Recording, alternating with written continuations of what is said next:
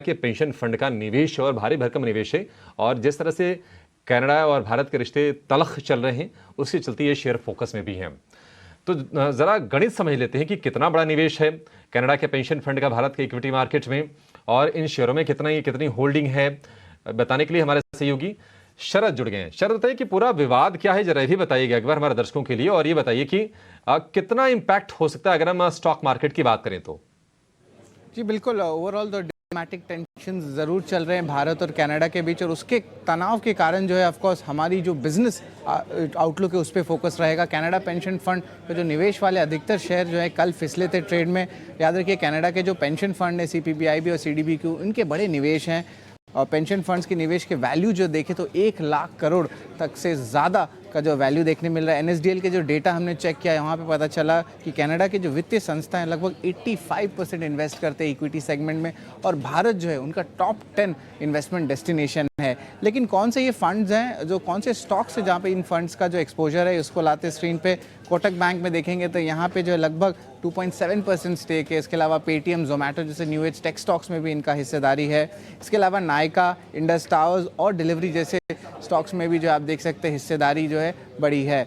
अब जो है कुछ अन्य स्टॉक्स भी हैं जो फोकस में रहेंगे, क्योंकि इनका भी जो है थोड़ी टाइप से एक्सपोजर है, जैसे कि इन्फोसिस, विप्रो, ICICI बैंक, जो दिग्गज प्लेयर्स है जहाँ पे कनाडा पेंशन फंड निवेश है। लेकिन कनाडा भारत के जो रिश्तों में तल्खी क्यों हुई, क्यों इश्यूज आए, ये इंपॉर्टेंट बात है। कनाडा के जो PM है जस्टिन ट्रूडो, उनका आरोप के बाद जो है ये तानातानी शुरू हुई है, और ओवरऑल देखें तो हरदीप सिंह निज्जर की जो हत्या हुई थी उसके कारण भारत में शामिल हुए। तो ये ट्रूडो का जो है ओवरऑल स्टेटमेंट आया है। खालिस्तान टाइगर फोर्स का प्रमुख था ये हरदीप सिंह निज्जर, और कनाडा में जो है भारत ने जो एक राज्य नियक की जो निष्क्रियता है उसको किया गया है, और भारत ने भी तो कनाडा के राजनीतिक के जो देश छोड़ने की जो है बात की, डिप्लोमेट्स होती है उनको छोड़ने के लिए भी बात की है, उन्हें राजनीयक कहते हैं। लेकिन भारत कनाडा के ट्रेड क्या है वो भी हम समझ लेते हैं कि ये इंपॉर्टेंट क्यों है। 2022 में भारत का ये 10वां सबसे बड़ा ट्रेडिंग पार्टनर कनाडा था। 2022-23 के वित्त साल में आप देखें तो द्वीपक्षीय कारोबार में बढ़कर जो है लगभग 8.16 अरब डॉलर आ गए। ये जो है टोटल ट्रेड डेटा है।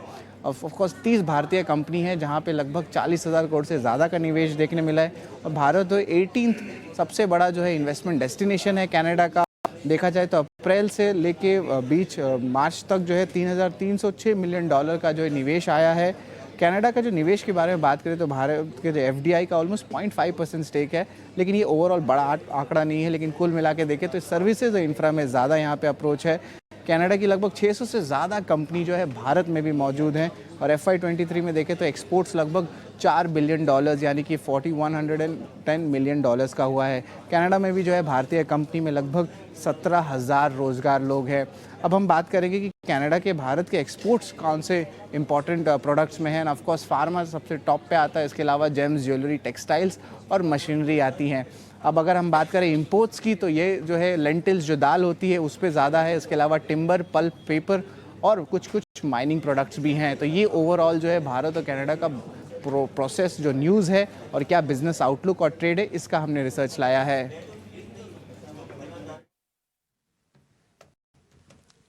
ठीक है शरद, बहुत शुक्रिया आपका ये डिटेल खबर बताने के लिए हमारे दर्शकों के लिए। तो निश्चित तौर पर ये जो शेयर्स हैं जहां पर निवेश है कनाडा पेंशन फंड का, वहां पर नजर है, और आज भी देख रहे हैं कि कुछ शेयर में थोड़ा सा प्रेशर के साथ कारोबार हो रहा है।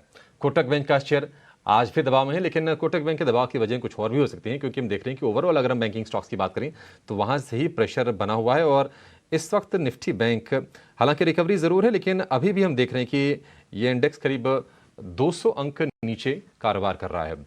अविनाश, जो पेंशन फंड्स जो होते हैं या फिर जो FIs होते हैं, उनका तो जो निवेश होता है वो लॉन्ग टर्म के लिए होता है, ये हम मान के चलते हैं। आप इस पूरे घटनाक्रम को किस तरह से देख रहे हैं, और आपको लगता है क्या इस बात की आशंका है, थोड़ी कम ही सही, कि बिकवाली आ जाए जो होल्डिंग है कनाडा पेंशन फंड के उन शेयरों में? देखिए अभिषेक, मुझे लग रहा है कि ये जो पूरा मसला हो चुका है, ये एक short term sentimental impact stocks को देगा। मुझे नहीं लगता है कि पेंशन फंड जब कोई भी निवेश इंडिया में करते हैं या कहीं पे भी निवेश करते हैं तो शॉर्ट टर्म व्यू लेके काम करते हैं। कम से कम 3 से 5 साल का इनका इन्वेस्टमेंट टाइम विंडो होता है।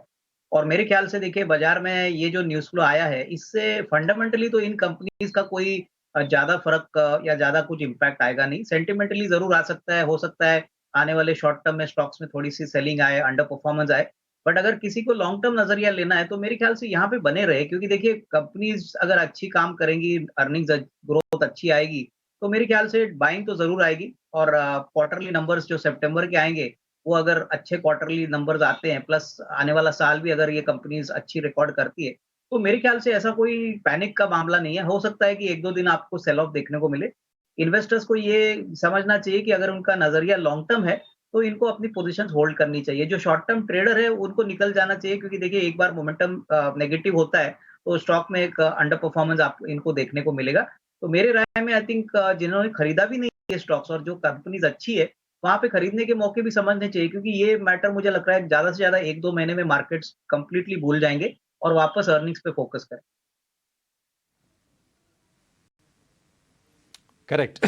तो बिल्कुल छोटी अवधि वाला टेंशन है और सही कह रहे हैं अविनाश जी कि ये हो सकता है क्योंकि ये डिप्लोमेटिक थोड़े से टेंशन हैं और उम्मीद करेंगे कि चूंकि ट्रेड रिलेशंस जो होते हैं ना, दोनों देश आपस में संबंध को बना कर रखना चाहते हैं, तो ये मामला भी सुलझ जाएगा, इसको लेकर कोई दो राय नहीं है। एक छोटा सा ब्रेक लेंगे और ब्रेक के बाद भी ढेर सारे सवाल।